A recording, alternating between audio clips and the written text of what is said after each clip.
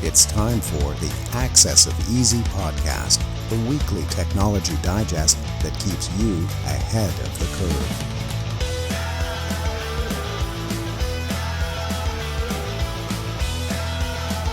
Brought to you by EasyDNS.com. Welcome back, everybody, to Access of Easy, all the latest and greatest in data breach and overreach. And this is recording attempt number 2.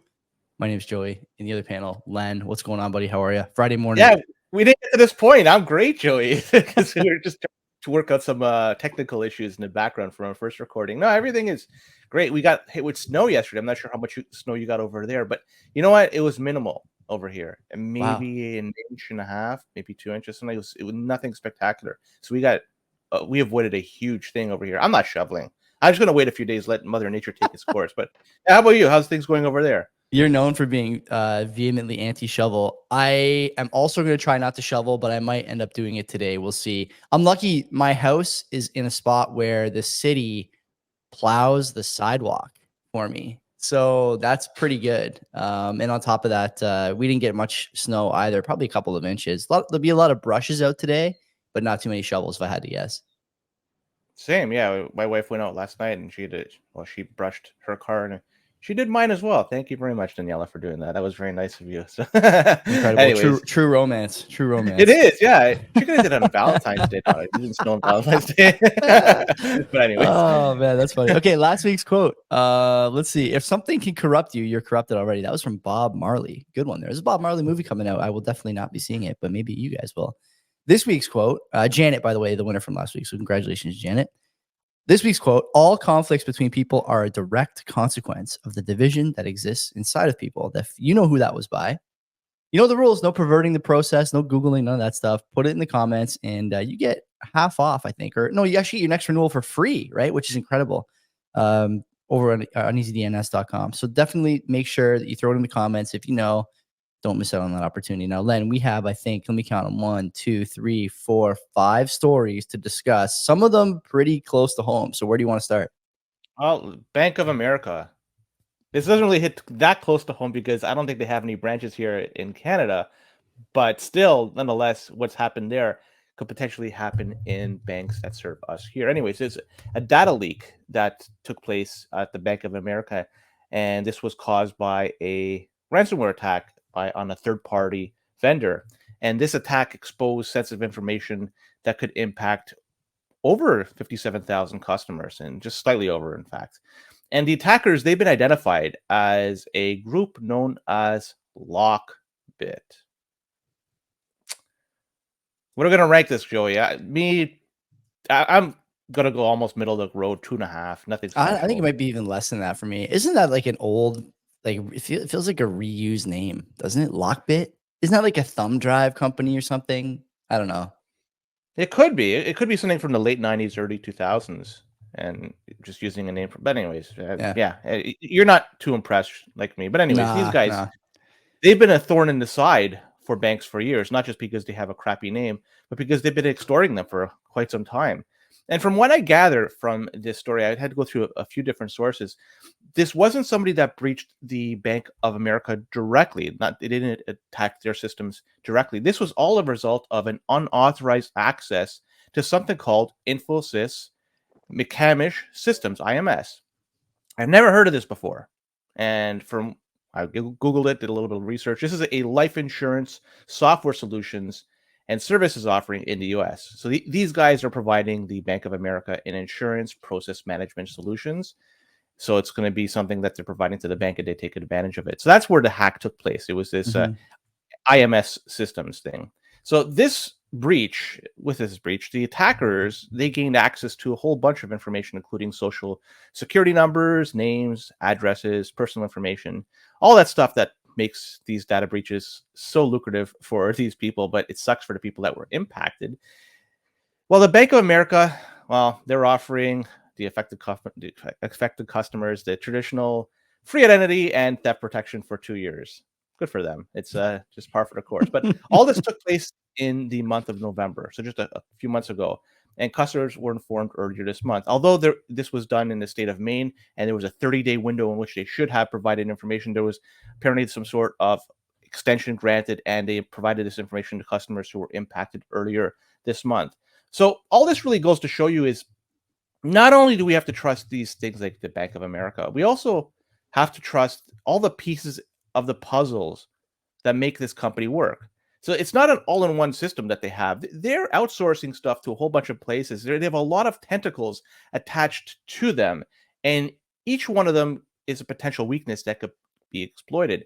We all heard this saying that a chain is as strong as the weakest link. Well, this is an example of it. And I just want to highlight the fact that with Bitcoin, you could be your own bank. I know we don't want to talk, but it just goes to show you how simplistic it can be. And you can have everything within your own house. You can control everything. You don't have to expose anything to these companies that then export it to all these other third parties, and who the heck knows what happens.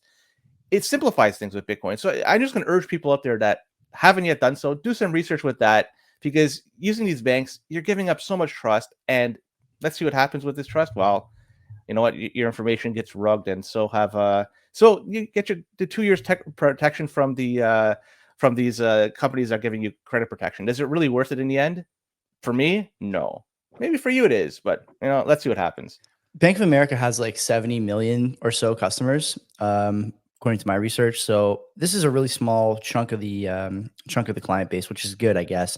It's funny, the Bitcoin thing, like if you just put that aside, pretend that you're not a Bitcoin guy.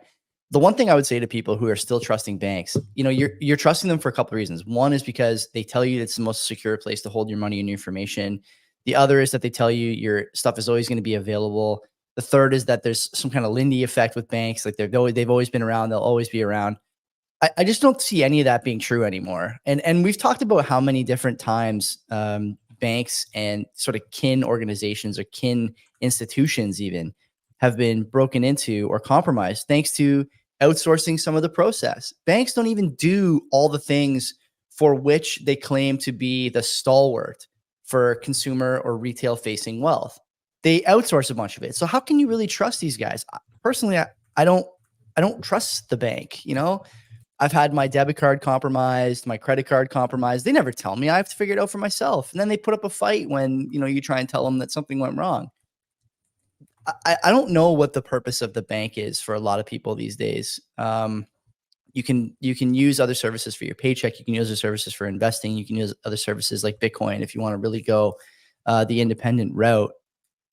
But banks, more and more, they've lost the plot on what their original mission was, and I expect it to continue. They haven't kept up with the threat assessment that they should be reviewing every so often. Things have really advanced on the criminality side of things, and they haven't kept up, Len, plain and simple. I don't think there's any doubt about that. They're going to be just like the dinosaurs. It's a matter of time before they are made extinct. There's going to be some sort of black swan event that crushes them altogether. But let's move on to talk about a bill in Canada, specifically Bill S-210. Now, when you see the S in front of a bill, that means it's something that has been proposed by a senator. So this Bill S-210, officially named an act to restrict young persons' online access to sexually explicit material. That's quite a name for an act. And the bill's goal is to require age verification for accessing online content. And there are some people out there that are raising concerns about privacy and the difficulty of enforcing age verifications. So, when they ask you your age, you could just lie, and that could be one way around it. And this also, people are saying this could potentially impact Canadian businesses negatively if the bill is passed. And the reason being because websites could be blocked, or people unwilling to give information, so they're not going to be able to take advantage of the services that are provided by that website or businesses. A lot really is hard to predict what's going on here, and everything is up for grabs. That's the reality of it. And you got to dig further, because one of the proponents of this bill is the Digital Governance Council. And this is a group that's been, they've been lobbying. They've been an advocate for the passage of this bill. And whenever I hear a lobbyist group or even somebody lobbying, I got to wonder what's going on. What are the funds? What's the purposes? There's always questions I have to do with all that? Well, the Digital Governance Council, they're also creating a standard for age verification technologies. So there you go. Some people believe that this standard could lead to a widespread adoption of age verification technologies. And should this be the case, then the council could benefit financially as a result. And something of note is the bill was first introduced back in November 2021. And we're recording this February 2024. This has gone through the Senate committees. It's gone through 3 hearings over there. And now it's been passed over to the House of Commons, where it just completed the second reading as late as December 2023. And it's currently now a committee. It needs 3 readings from each the House and the Senate in order to receive royal assent. So we're at the second stage, the second reading at the House of Commons. So this goes to show you how slow the process is to get something passed. And people out there are talking maybe this has to do with a minority government. That's not the case, because this only reached the House of Commons in May 2023, and that's where the minority situation is impactful. So it's been there for less than a year. As for the chances of this receiving royal assent, I think this is it's all dependent on how long this government lasts, because the longest it could stay in place is until, I think, September, October 2025. So theoretically, that's the longest minority government could last. And if it does last that long, this bill might potentially become law. But if something were to happen to force an election sooner, all these things that are just waiting to be heard, they die in a vine, and that's that. They no longer become law, and they start from scratch. So there's a possibility this could become law. If you don't like it, then you're probably cheering for an early election. If you want to see this come into play, you're probably cheering for an election to take place as long as possible. So there you go. That's basically a nutshell of that, and even some inside baseball with respect to the politics of this. Seems interesting, but nothing else I could really add. This is going to pass because all 3 parties voted alongside each other to get it to second reading. And I listened to this podcast a few weeks ago. Actually, I think we talked about it on this show or on CBP. This is really concerning. It should be concerning for a lot of people, because it takes away the sort of responsibilities of parents in favor of a broader state solution, which almost never works. We could talk about everything from digital identification to bread lines. And anytime you involve the state at this level, you almost always have problems. That's a story for another time. The bigger concern for me is that what is the senator's name? Julie Meville Deschênes. Good job. Yeah, I didn't even bother trying to try my best. Talk to Michael Geist. Professor Geist does a podcast, Law Bites, which I listen to religiously. It comes out once a week or so. The problem that he raises on the show is one that she just simply does not have an answer for. It is that the bill is intentionally vague and sort of nebulous and broad in the way that it applies the regulation around age verification to publishing platforms, or to platforms, let's say. There is no guarantee made by Julie, Senator Deschênes, during the interview, although she does do an admirable job dancing around the question. There's no guarantee made by her that you're not going to have to verify for Facebook, Google, Twitter, Instagram, all these different platforms, if there's some unknown at the moment threshold for pornography distribution on the platform. Anyone who's got a Twitter account knows that there's always pornographic replies in the most popular tweets. Always.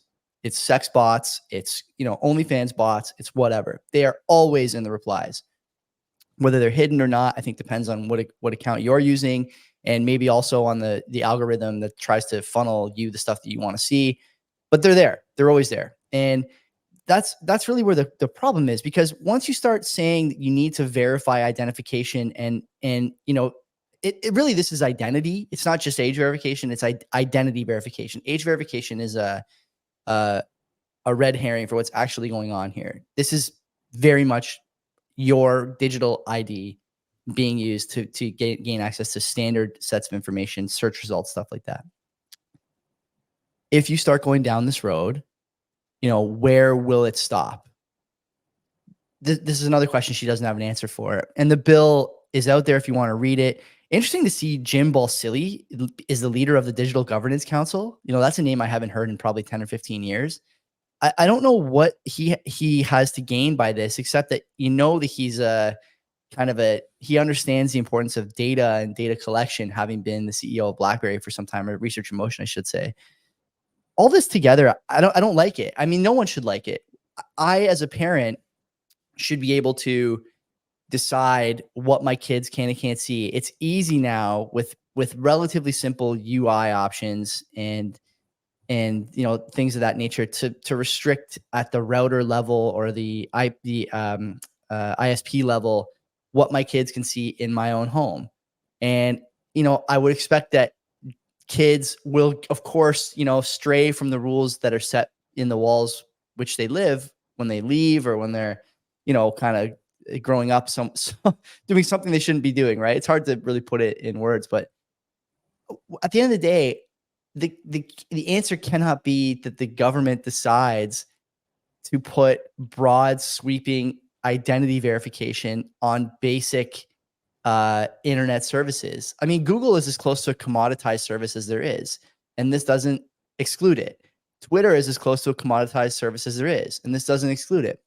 One of the reasons that Twitter's been so successful is you can post as a NIM there unpopular opinions and gain a following because people agree with you, or they want to see the facts and figures behind them, or whatever the case is, even if they're not particularly favorable to the sitting government. And this is not me saying this alone.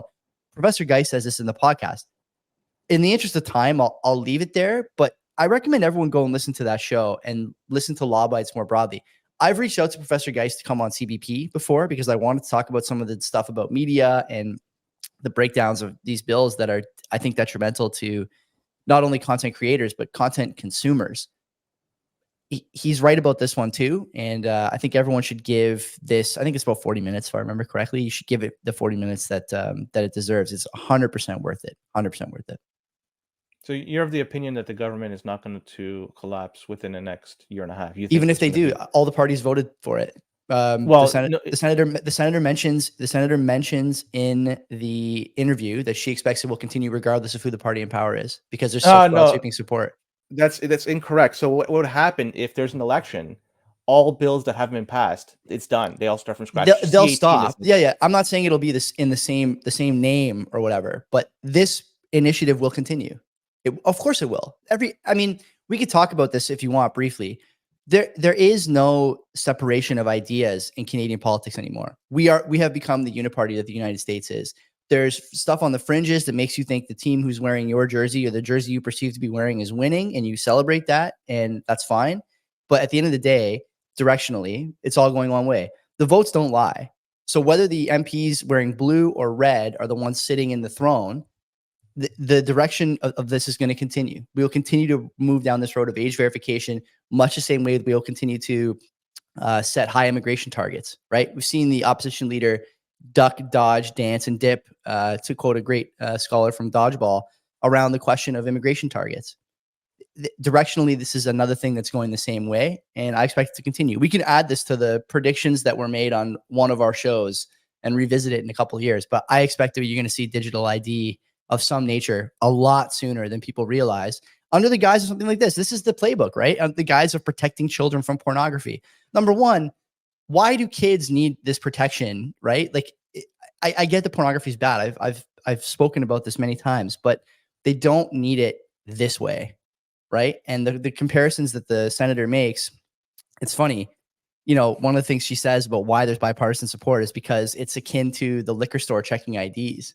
And, if you think these are the same things, and I think a lot of people do, Len, honestly, they're kind of lost in the sauce. It's like a quick comparison. They're like, oh yeah, sure. I don't want my kid buying liquor when he leaves my house. At the end of the day, these are not the same things at all. And we've already seen the tendencies of governments when they start asking for IDs and start controlling what you can and can't see and when you can and can't see it, and assigning your credentials to what you say online. I'm not going to go into detail, but it's not a pretty picture. And I think that every government benefits from stuff like this, whether that's a good thing or a bad thing for the population. Again, I'm not going to, debate that. But if you listen to the podcast and look at the votes, it's going to continue moving this way. Whether it moves on this bill or not, I don't really care. I mean, that's really just, that's really my argument, right? Is it going to be with this government or a different one? But in terms of the protocol and the system, so if that's the idea you're coming with, so it's definitely going to happen regardless of who's in power. Yeah. But with respect to this particular bill, there's a potential it could be derailed should there be an early election. But anyways, on that same vein, we should talk about the next rape, because people are talking about censorship that may be taking place on Facebook and with respect to posts that are being done on their platform.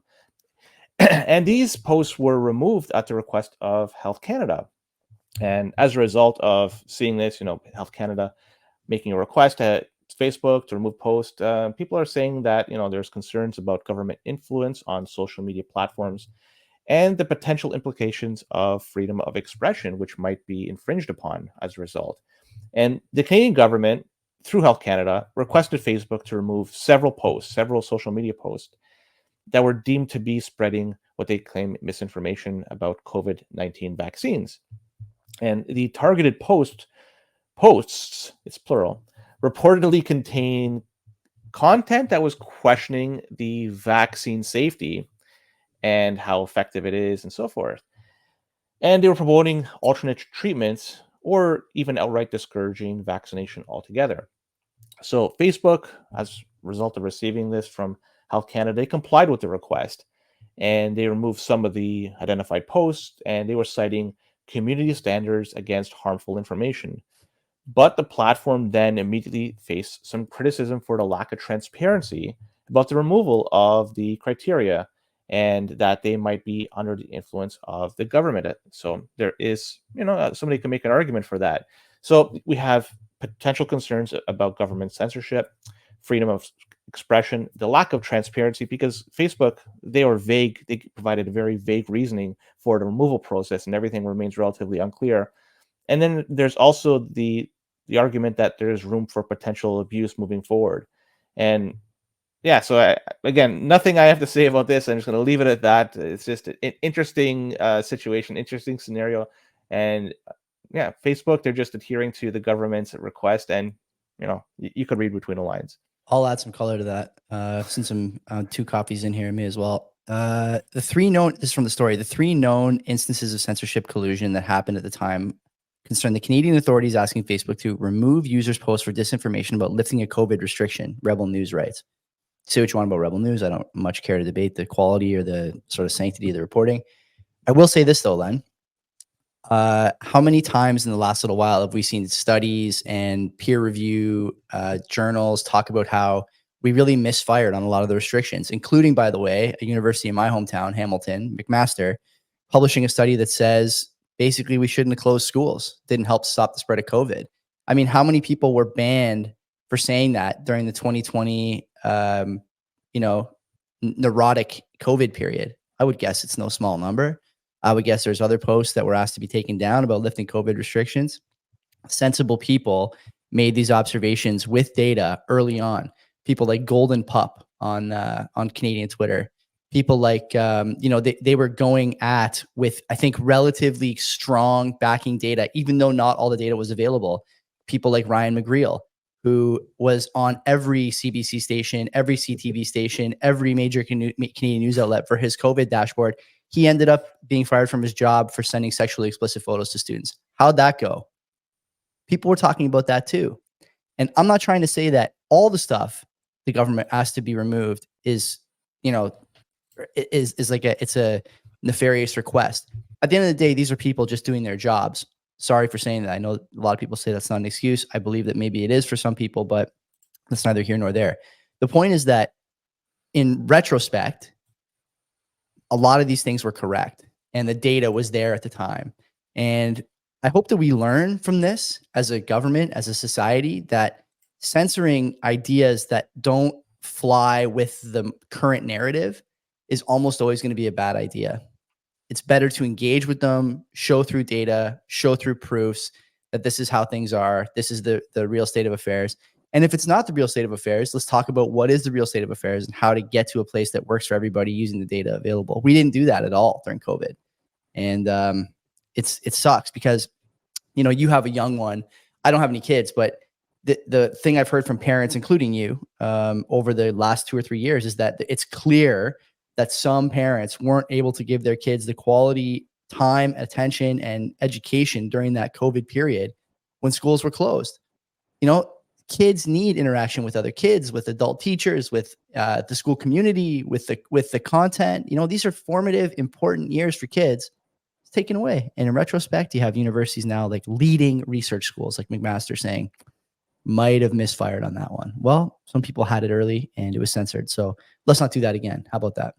Now, I like the article. It says they did an extensive research, and they quoted extensive. It was a couple of years worth of data that they were looking at. As if you need that much data. Like, just look at the tests, like standardized test scores, right? Like, that's really all you have to do. I would say that there's other ways to do this as well. I won't go into them here, but like, it's not like you need peer review to figure this out, right? You could adjust even the standardized scoring. You could manipulate the testing in such a way that it gets easier over time if you want to skew the results. So even that, one could make an argument. It's going to be hard to look at that data and use it as to defend your argument. I'm just going to say one particular scenario. Kids that even were allowed back to school, but they were forced to mask up. The ones that have difficulty speaking and they have to see somebody speak, they have to read their lips. There's a kid on my street that does that, for instance. He has trouble hearing, so seeing them speak helps them a lot. But with the mask on, it just made it so much more difficult for him to. So and I know these are one-offs, but they're not though. They're not. Like, that's an anecdote, but it's not an uncommon one. Len, when you and me talk to people who maybe have English as a second language, right? Oftentimes, to really understand the meat of what they're saying, you rely on their facial expressions. You're looking to see if there's a smirk, a smile, a frown, a cringe, or whatever. With a mask, you can't do that. And like the people who say that social interactions are as whole with a mask as without, you're wrong. You're just wrong. You don't need peer-reviewed data for this. You are wrong about that.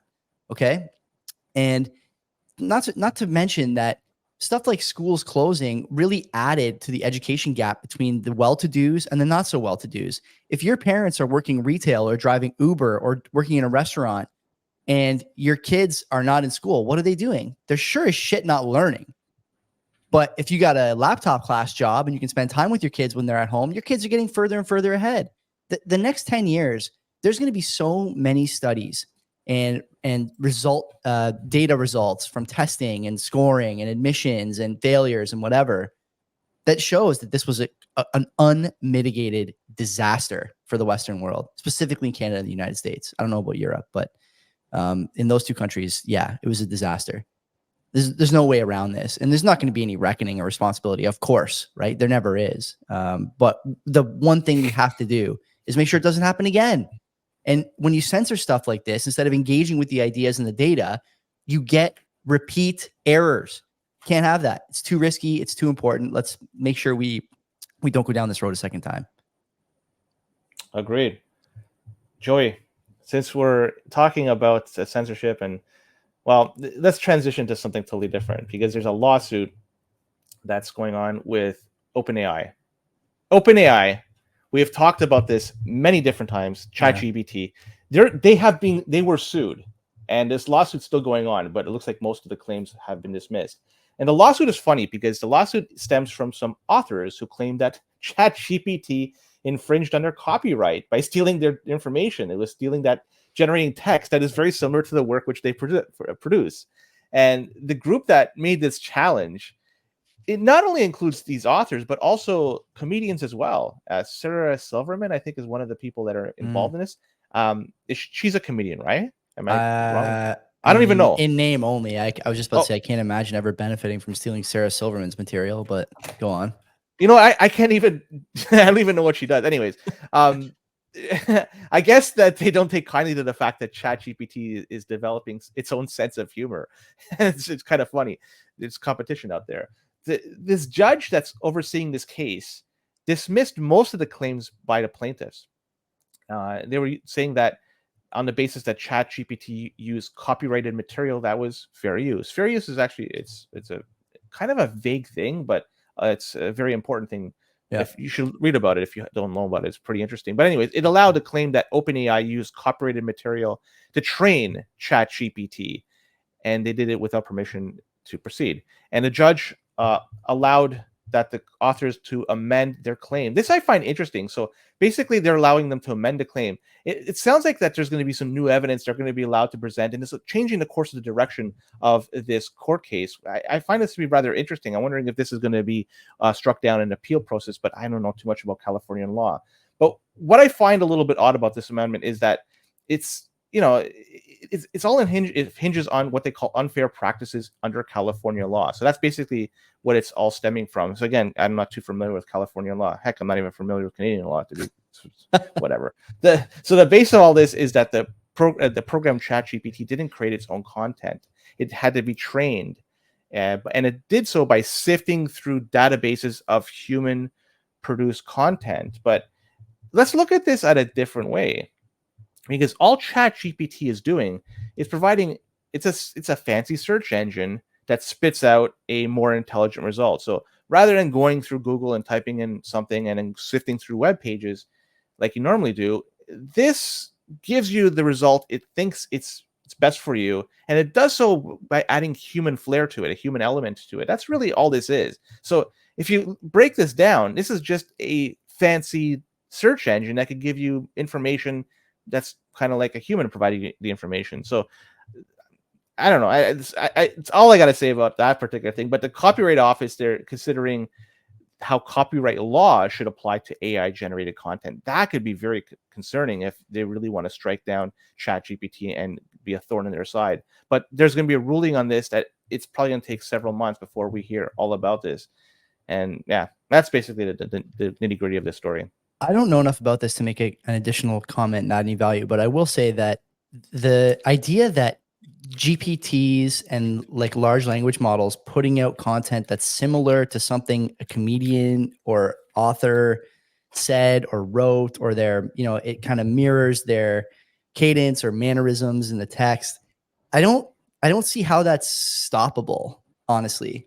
Because I could just put in a couple of Sarah Silverman jokes or whatever and ask that it give me a couple more jokes about X topic in the same style. And over time, through the feedback loop, you could probably hone the thing pretty well. Is that going to be illegal? Like where's the barrier for that? Again, like this is an example of laws just being so far behind the technology. It's not stoppable, right? I don't know what else to say about this. That's reactionary. That's typically how laws are. Something happens and then law is written to try. And when you're dealing with technology, which is advancing at a clip that is unforeseen, it's very difficult then for laws to keep up. And it's always chasing this thing. It's happening so fast now. Like it's literally everywhere. And you should, every story we do every story we did this week and all the ones we've done in the last like few months, I'm always left thinking there's just no way for the cruise liner that is the government policy machine to keep up. It's just not possible. It's just not possible. You know who else can't keep up? It's Ivanti, the VPN, because their appliances, we've talked about them before too. This is not the first, and it was very recent at that. And so their VPN appliances, they were exploited by attackers to inject a backdoor.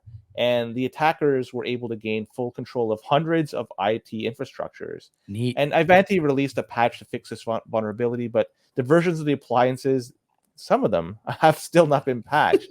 So that's pretty funny. So the vulnerability exists in the Ivanti Endpoint Manager, the Ivanti Security Manager, and Ivanti Patch Manager. So if you happen to use any of those three products, you may want to figure just unplugging all that shit and disconnecting from it altogether, because that was the advice you gave last time too. Just rip the stuff out of the wall. Here we are. Let's keep it at.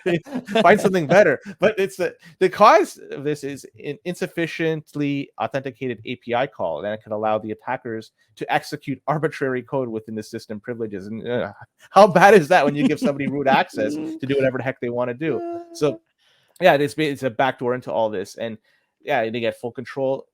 So the patches, it's coming out, but what else can I say about this? Ivanti, you're trash. Come on. How crap of a service how crap of a product do you provide when you can't even patch all the holes in your system? And this has been going on for some time. This is a repeat story we've talked about. Like second time in 2 months for sure, right? I'm pretty sure it's been that recent. Yeah. Like You know what? They must be associated somehow with Ethereum. That's the only thing I can think of. And if they are, then I can understand. I'm not going to give them a pass. Are they just they forking the MetaMask code for their security suite? I don't know. It's funny, you know, like I don't use Ivanti VPN. Fine. I mean, thank God, I guess at this point.